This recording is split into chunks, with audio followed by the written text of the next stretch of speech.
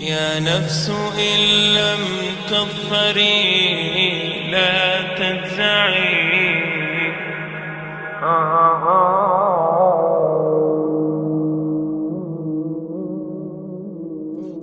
All the praise is for Allah, who is the author of all existence and the most generous to his creation, while he is also the all-compelling. He is the only one worthy of our worship, having no partners, no associates, no sons, no daughters, no one whom he must consult, and no one or anything which has any comparison with him. All the praise is for Allah, who is the King of all who claim sovereignty, the only one who has the right to legislate for his creatures. He is the giver of life. He is the causer of death, while death has no effect upon him, because he is the ever-living, the self-subsisting, the eternal and the only absolute. All the praise is for Allah, who has power over all things, and there is in reality no power and no strength, no influence to cause benefit or detriment except through him. It is he who created this complex world, the seen and the unseen, the evident and the speculative, the earth and all that is on it and everything that is in it. It is he who sent his messengers and prophets, alayhimus salam, with the common message of strict monotheism, which simply means that there's absolutely no one worthy of worship, no one worthy of our obedience except the Almighty, the One, the Absolute, and who has no partners. The earlier messages which changed the world in the area in which the prophets were sent, those messages we know have changed, and even the prophets who brought them, their names are now lost. We just know in general because Allah told us in the Quran, وَلَقَدْ بَعَثْنَا فِي كُلِّ أُمَّةٍ رَسُولًا أَنْ يَعْبُدُوا اللَّهَ وَاجْتَنِبُوا الطَّاغُوتَ. I've sent to every nation a messenger, calling people to worship Allah alone and to avoid the worship of false gods.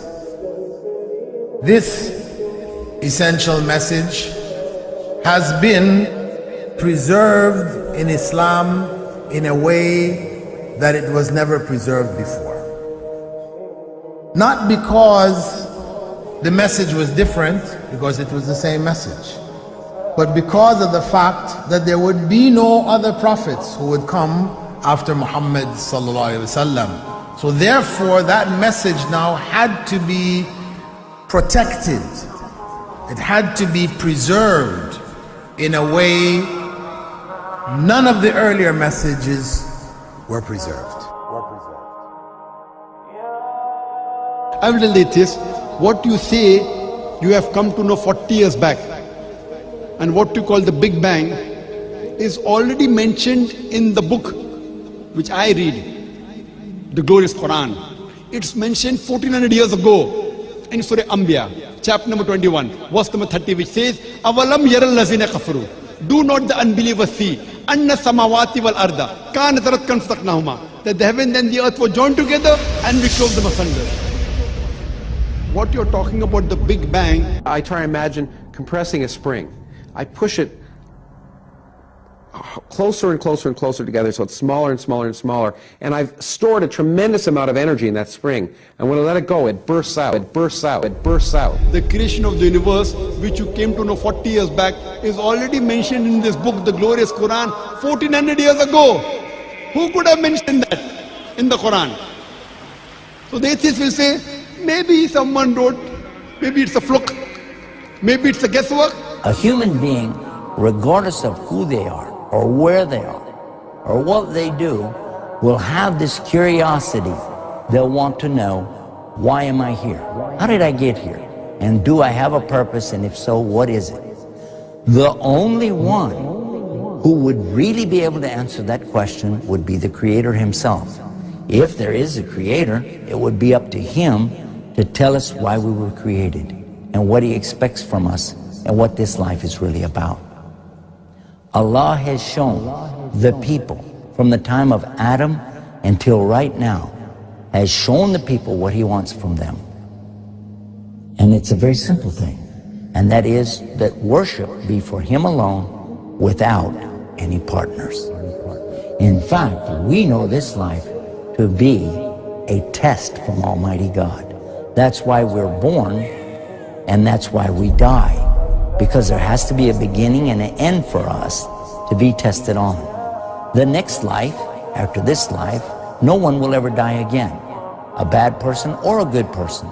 Both are brought back and they continue to live in the next life, either in good shape or not so good shape, depending on how they did on the test. The worship of the God of Abraham, that was what was taught by these prophets. The Lord of the Arsh and Kursi. We're talking about the Lord of the worlds. Alhamdulillah Rabbil Alameen. We're talking about the Lord of the entire universe and beyond. The entire universe and beyond. You know, we live in this dunya and we are fascinated with this dunya which Allah subhanahu wa ta'ala indeed has created in a beautiful manner. We're fascinated. There are over billions of people which live on this dunya at this moment in time.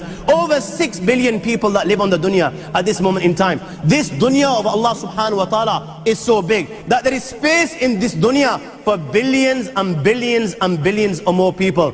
But what is this dunya in comparison to what Allah subhanahu wa ta'ala has created out there? This dunya is insignificant. This dunya is meaningless to Allah. It means nothing. It is worthless. So worthless, compare it with the sun. The sun is one star. You know more science than me. You'll be able to tell me better.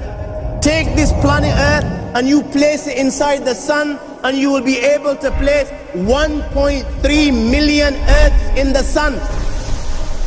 1.3 million Earths in the sun. Allahu Akbar. Allah is the greatest. The sun is one star. One star. There are stars out there which are millions of times bigger than the sun.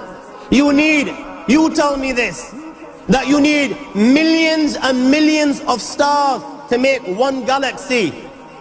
And then you tell me this, that there are zillions of galaxies out there. Let me tell you on top of this, my friend, after this, whatever you see above, when you raise your head and you look above, whatever you see above, the zillions and zillions and zillions of galaxies, let me tell you, this is everything there is within the first heaven.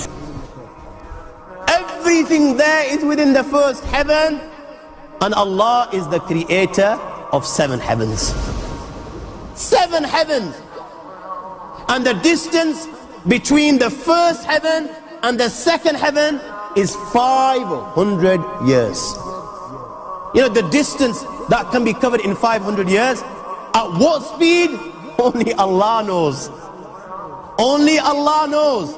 But it will take 500 years to get from the first heaven to the second heaven. 500 years from the second to the third, third to the fourth, fourth to the fifth, fifth to the sixth, sixth to the seventh. Every time it will take 500 years.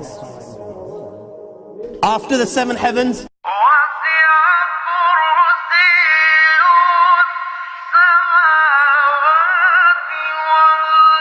وَسِعَ كُرْسِيُّهُ السَّمَاوَاتِ وَالْأَرْضِ. You all read the Ayatul Kursi. You all know the Ayatul Kursi. After this you have the Kursi of Allah. You have the chair of Allah subhanahu wa ta'ala.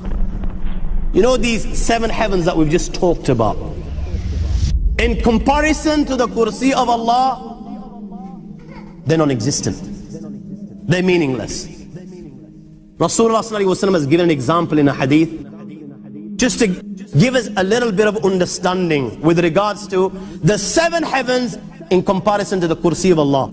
Take a ring from your finger, take it off, the small ring that you have, and place it, let's say, in a desert, the Sahara Desert. It's the biggest desert in the world. You know that ring that we take off from our fingers and place it in the Sahara Desert? What comparison is in between the ring and the Sahara Desert? Nothing. Nothing. The 7 heavens is the ring, and the Kursi of Allah is the Sahara Desert. After the Kursi of Allah, you have the Arsh of Allah. وَكَانَ أَرْشُهُ عَلَى الْمَاءِ. You have the Arsh of Allah. Again, Rasulullah has explained, so just so that we can understand. Take the ring, place it in the desert. This time, the ring is the Kursi and the Arsh is the desert. What is the Kursi in comparison to the Arsh of Allah? Nothing. Then you have angels which carry the Arsh of Allah. Their heads are in the 7th heaven and their feet are in the lowest earth. My friends, then you have the Lord of the Arsh al-Kursi. لا تدركه الأبصار ويدرك الأبصار وهو اللطيف الخبير. He is beyond the size of Allah, who Allah is, what Allah is. The greatness of Allah is beyond the comprehension of my little mind. This is the being that you and I are messing with.